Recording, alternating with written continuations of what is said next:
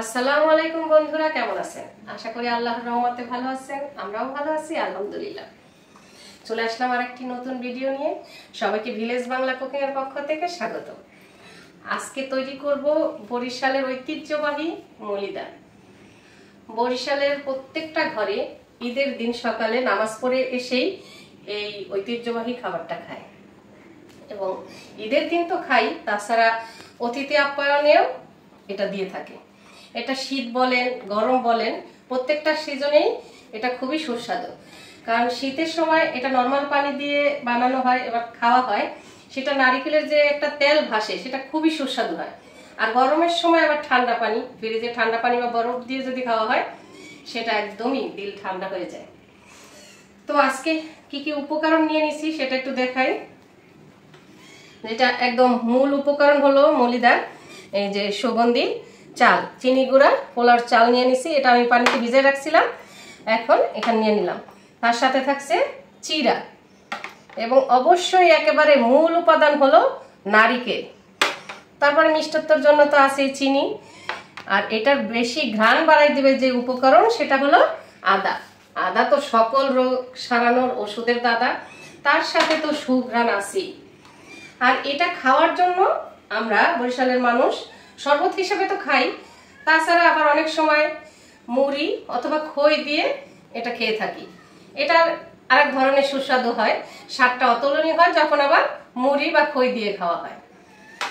তো চলুন আজকে তৈরি করে নেই বরিশালের ঐতিহ্যবাহী খাবার মলিদা। এখন চাল আর হলো নারিকেল শিলপাটায় বেটে নিব।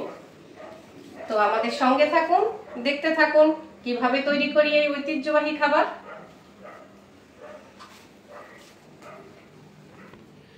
প্রথমে পোলার চালটা বাইটে নিব। চালটা আমি অনেকক্ষণ পানি দিয়ে ভিজা রাখছি, ধুয়ে নিচ্ছি পরিষ্কার করে। এখন চালটা প্রথমে বাইটে নিই।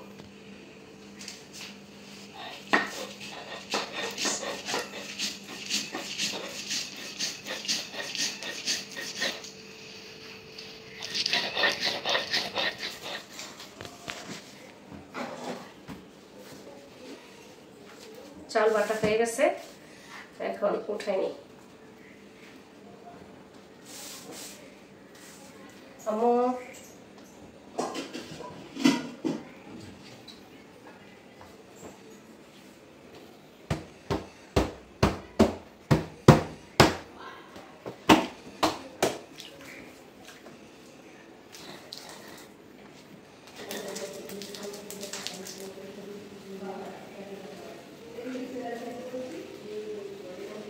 চালের পর চিড়াগুলো বাইটা নিলাম।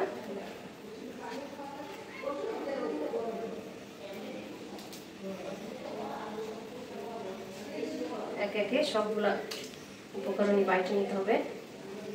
এখন নারিকেল বাইটে নিব। বেটে নেওয়াটা একটু কষ্ট করি, তবে খেতে খুবই সুস্বাদু। খাওয়ার সময় আর এই কষ্টের কথা মনে থাকবে না। নারিকেলটা বাটাই একটু কষ্ট।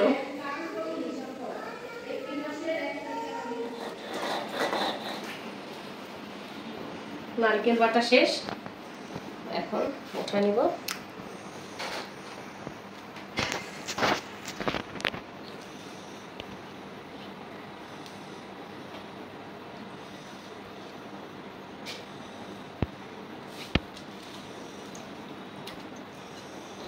সব বাটা শেষ, একে একে সব উপকরণগুলো বাইটে নিচ্ছি।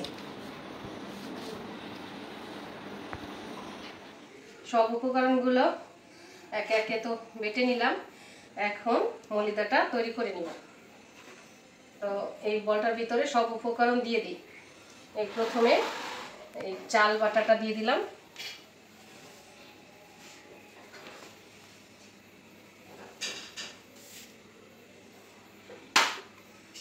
তারপরে দিয়ে দিব চিড়া বাটা,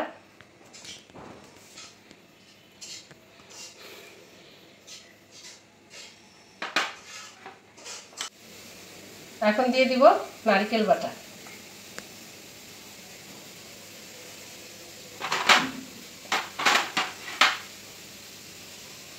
দিয়ে দিব পরিমাণ মতো আদা বাটা, দিয়ে দিব চিনি। চিনিটা গোলানোর পরে মিষ্টি চেক করে তারপরে আবার দেওয়া যাবে।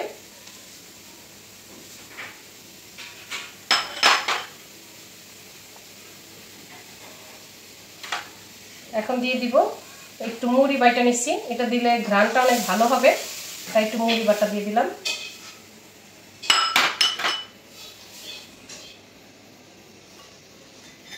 এখন দিয়ে দিব পরিমাণ মতো পানি। এটা আমি ঠান্ডা পানি জগে ঢাইলে নিচ্ছি, যেহেতু আজকে প্রচণ্ড গরম, তো আমি ঠান্ডা পানি দিয়ে বানাবো। সব উপকরণ একসাথে মিক্সড করে দিচ্ছি। এখন দিয়ে দিব একটু লবণ। ব্যাস তৈরি সুস্বাদু মলিদা। এটা গরমের সময় আপনি ঠান্ডা পানি দিয়ে খেতে পারবেন, শীতের সময় নর্মাল পানি দিয়ে। এবং অতিথি আপ্যায়ন, ঈদের দিন সকালে, বরিশালে আমরা প্রত্যেকটা ঘরে ঈদের দিন সকালে এটা খাই এবং অতিথি আপ্যায়নে তো অবশ্যই রাখি। খুবই সুস্বাদু মলিদা, বাসায় সবাই ট্রাই করে দেখবেন।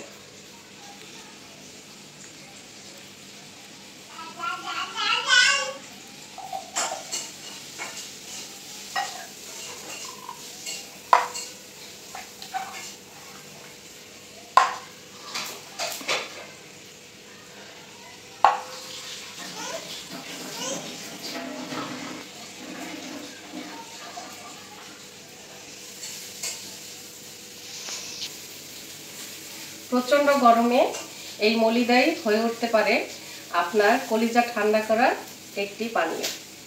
সবাই এটা বাসায় ট্রাই করবেন।